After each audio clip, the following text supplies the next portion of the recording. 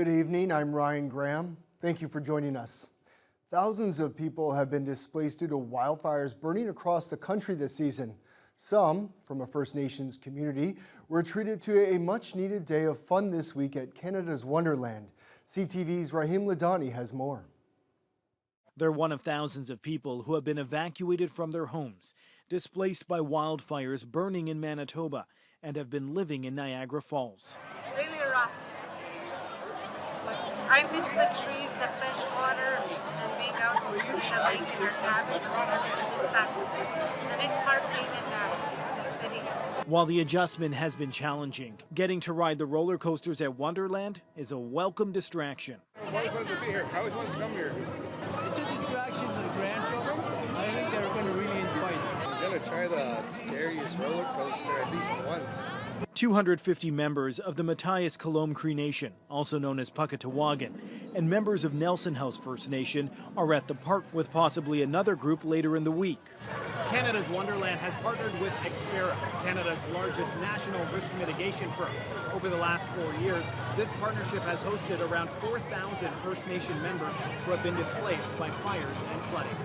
We're here in the business of fun, but we want to put particular effort towards those families who are perhaps going through a hard time and give them at least one day, to look forward to. Creating joyful memories during a time of hardship. Rahim Ladani, CTV News. The Nuclear Waste Management Organization has selected a vendor to design its new Center of Experience in Ignace. This marks a major step forward in the multi-billion-dollar project planned for northwestern Ontario. The winning vendor, SEMA Canada, is a major national company that will be working alongside several Thunder Bay firms. Design work will begin in the coming months alongside community engagement sessions in Ignace to gather local input on the facility. Construction is expected to start in 2026. Ignace officials have expressed strong support, calling the center one of the most significant builds in the municipality's history. Vince Ponca, the NWMO's regional communications manager, says that aside from the deep geological repository, this will be the largest project connected to the organization. He adds this project and the DGR as a whole will be sure to bring jobs to the community. In terms of the whole deep geological repository, it will bring 400 to 600 jobs to Ignace. But in terms of the construction of the Center of Expertise, it's hard to know right now how many people will be involved in the construction. But again, it's a building that could be as big as 100,000 square feet. So it will be quite a large construction project that I'm sure will employ an awful lot of people for quite a while. Ponca adds the NWMO welcomes public feedback on both the center and the broader repository project. Residents of a northeastern Ontario community in financial crisis are facing down a possible 80% tax hike. Councillors in Fauquier-Strickland passed a draft budget meant to address the township's crippling deficit. CTV's Lydia Chubak reports. People who live in Fauquier-Strickland are facing a massive tax hike. Mayor and Council recently passed a draft budget that proposes an 80% increase as a result of the municipality being $2.5 million in debt and its bank not lending it any more money. Mayor Madeleine Tremblay says the province required the draft budget before agreeing to give the municipality 3 monthly installments totaling $300,000. That money is to help ensure operations like garbage collection continue and payments for policing and social services are made, as council is obligated to maintain all services. I don't know if it's realistic to raise our taxes 80% realistically for our expense that we have. But and the municipality will have to, we already did lots of cuts. Council does recognize the need for a significant tax increase, though. But I can read you this. They are also concerned with the ability of ratepayers to afford this increased levy. Residents I spoke with are angry about the municipality's financial crisis, and most people did not want to appear on camera. Those who did agree to speak publicly say council has made some poor financial decisions over the past few years, such as building a new municipal office and medical center. What do? I want to start a business down the road. I've spent over $200,000 renovating an old restaurant. and a store beside it and a house, and I want to get a business going, and now I don't even know what my taxes are going to be. I don't know if I can get insurance. It's really scary. It means I'm going to have to pay more taxes for nothing. Should be them that's paying it. Shouldn't be us. One woman who did not want to appear on camera says the 80% tax increase is just a draft proposal at this time and says people should hold off on bashing the mayor and council. Some residents are calling on the mayor to resign. You don't start running when the tough time are coming.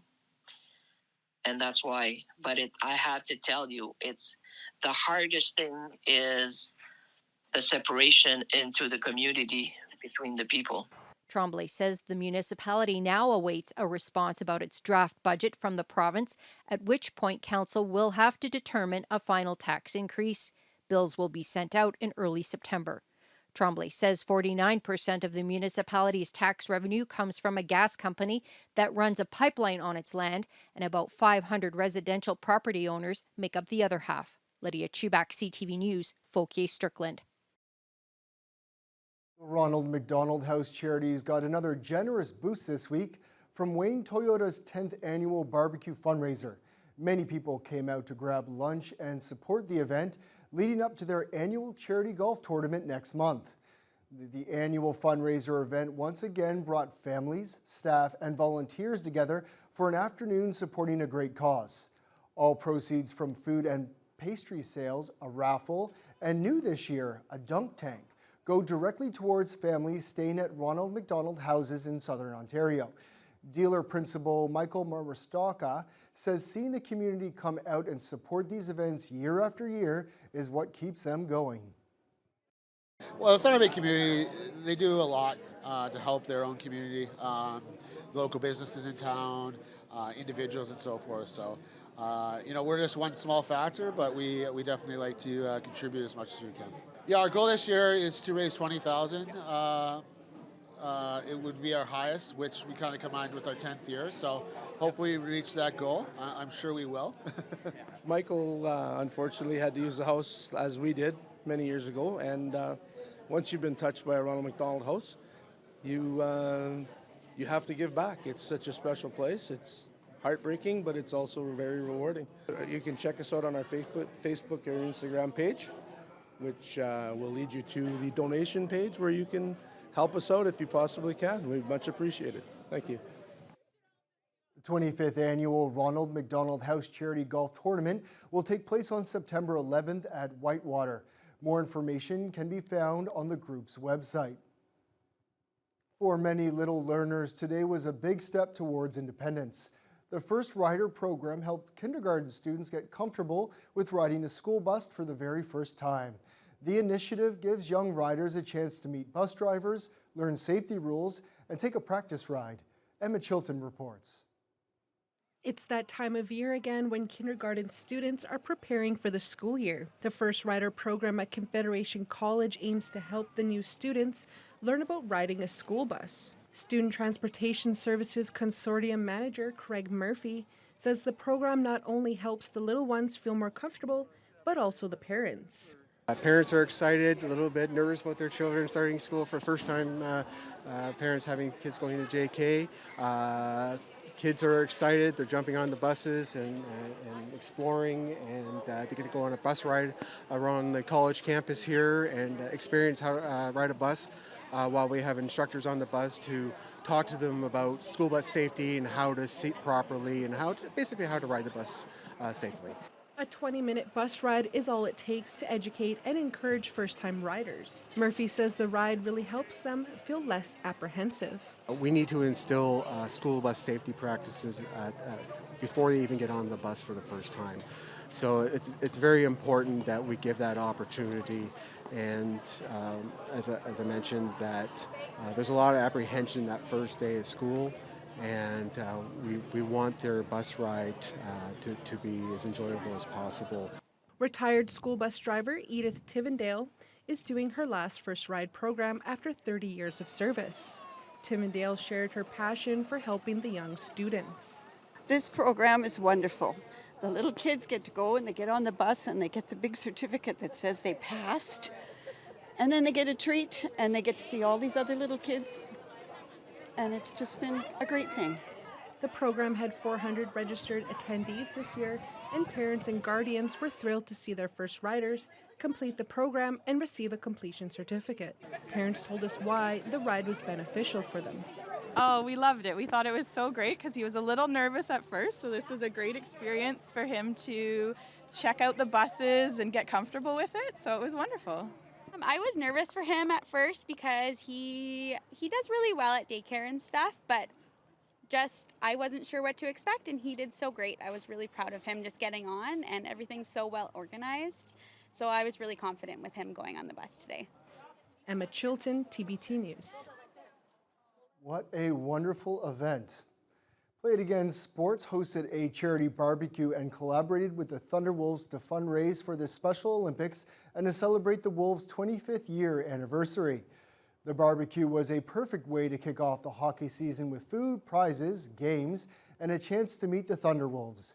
Play It Again Sports owner Mike Fonzo says celebrating the community's team while raising funds for a good cause is a great way to inspire and support local athletes. You know, the Thunderwolves hockey team is part of the community of Thunder Bay, and I think that most of the players are looked up to by a lot of the younger athletes in the city, whether it's hockey or not. They do a lot of stuff within the community to kind of let everyone know that they are the community's team. So I think it's great to kind of bring them into this and have the players involved when they have an opportunity to, since the season hasn't started yet. We get great support from our community, so any chance that we have to get back out and do what we can to support, other ventures, we love to do that. So we're just trying to give back to the community that takes such good care of us. If you missed the barbecue and would like to donate to the Special Olympics, you can stop by Play It Again Sports on Memorial Avenue.